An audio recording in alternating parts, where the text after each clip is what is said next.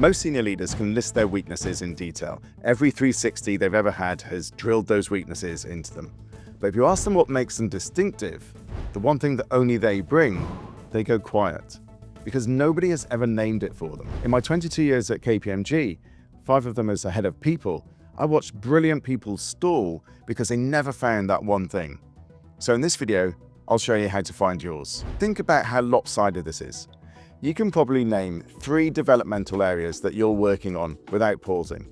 The feedback, the 360s, the appraisal, they've all pointed at what you're not so good at. But the thing that actually sets you apart, the specific value that only you bring, most of us draw a blank when we're asked about that. And that's a really strange place to be, because the weaknesses are the average part. Everyone has roughly the same handful of development areas, but your distinctiveness is the rare part of you. That's the part of you that you can't describe. So why can't we name it? Well, I think there are 2 reasons. The first is that your distinctiveness doesn't feel like anything to you. You do it without effort, so you assume it's easy and that anybody could do it. And we never value what comes easily or what comes naturally. So the thing that sets you apart stays invisible precisely because it's effortless for you. The second reason is that nobody has ever told you about it. People may rely on it all the time, but they assume you already know because to them, it's so obvious that that's the thing that you're great at, your distinctiveness. So it goes unnamed year after year. And here's why that matters for your leadership. You can't lead with something that you can't name. You can't lean into it or build your role around it if it's never been put into words.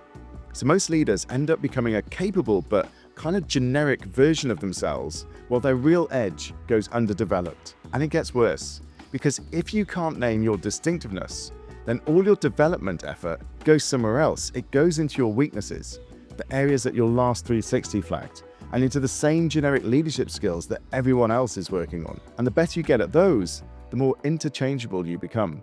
So you can work as hard as ever, but drift further and further from the one thing that really sets you apart. And this matters now more than ever. As more of the standard work gets automated and everyone has the same tools, then the generic but excellent version of you gets easier to replace. The distinctive part is the part that can't be replaced. So let me show you how to find it. Now, a quick heads up before we start. Naming your distinctive strength may feel a little bit uncomfortable, maybe even a little bit arrogant. Most of us are far more comfortable talking about what we're bad at rather than what we're really good at. So I'll give you 3 ways to find it that take the ego out of it completely. This will work for you, so let's start with the first. The first way to find it is to look at your best work. Think back to the last time you did something at work that you were genuinely proud of. Not just competent, but the moment where afterwards you thought to yourself, yep, that's what they pay me for. Now hold that moment, but ask a different question than usual. Not what did I do, but what did I bring? Which 2 or 3 of your character strengths were actually doing the work? And let me explain what I mean by character strengths, because they're the most useful version of this that I've found. They're the specific handful of qualities that you bring that shape how you work. Let me demonstrate this by telling you about 3 of mine. So 3 of mine are hope, honesty, and social intelligence. And in my coaching work, hope means that I genuinely believe in a better future for the person that I'm working with.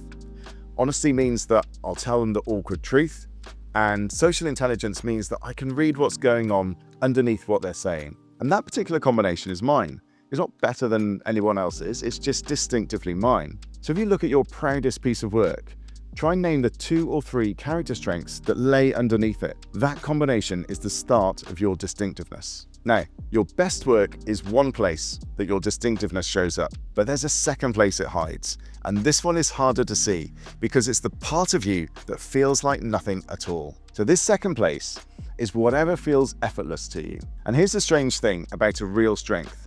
From the inside, it doesn't feel like a strength to you. It feels obvious.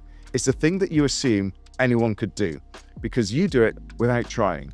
And so you discount it completely. But that is exactly where your distinctiveness lives. It's the thing that's easy for you, but genuinely hard for most other people.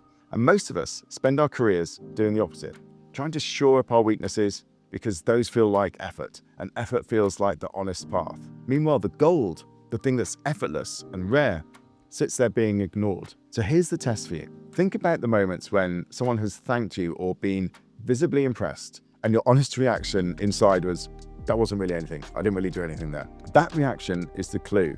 The thing that felt like nothing to you, but something to someone else, is very often your distinctive strength. So this week, catch yourself the next time you think that was nothing, and write down what you've just done and what you brought to it. Do that a few times, and a pattern's going to start to appear. Now, a quick thing before we get on to the third and final point. If this is landing, I write a weekly email for leaders who are learning to work more intelligently so that their work life is easier and more successful. If that sounds like it might be helpful for you, the link is in the description. Now, the third and final way is the one that identifies this the fastest for you because it goes around your blind spot entirely. And the third way is simply to ask other people. Remember, the whole problem is that your distinctiveness is invisible to you because you're too close to it, but it's not invisible to the people who work with you. They see it clearly. They've just never been asked, and they assume that you already know. So go and ask them. Pick 3 or 4 people who've worked closely with you and ask them 2 questions. When am I at my best? And what do I do that other people at my level don't do? It takes a bit of nerve, I know, but the answers are usually a revelation. People will name things you'd never thought to claim. And here's what tends to happen. The answers converge. 3 different people describe the same distinctive thing, each in their own words. And that convergence is your distinctiveness, finally named for you. So pick your 3 or 4 people, send that message this week. 2 questions, that's all it takes. So now you have 3 angles on the same thing. Your best work, what feels effortless to you, and what other people come to you for. And where those 3 things overlap, you'll find the one thing that only you bring.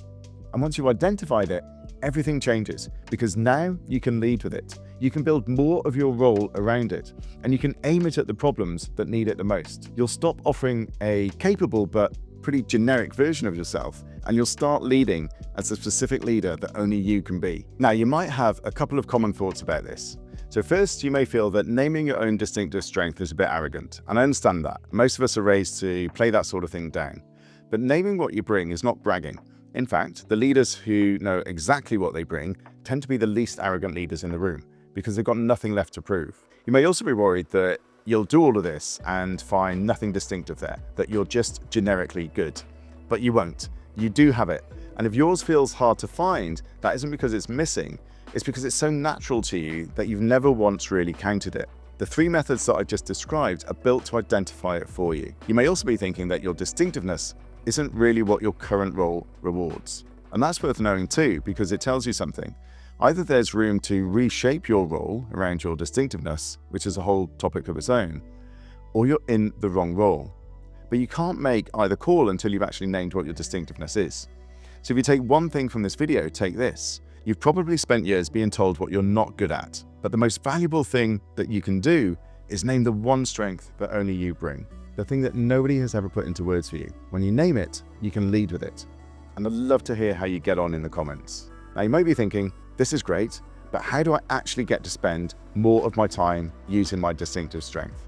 And it's the right question because naming your distinctiveness only counts for something if you actually get to use it. So watch this video next where I'll show you how to reshape your work around the thing that you're distinctively good at, so you can spend more of your time doing it and less of your time on the work that anyone could do. Less effort, bigger impact. That's the whole idea. I'll see you there.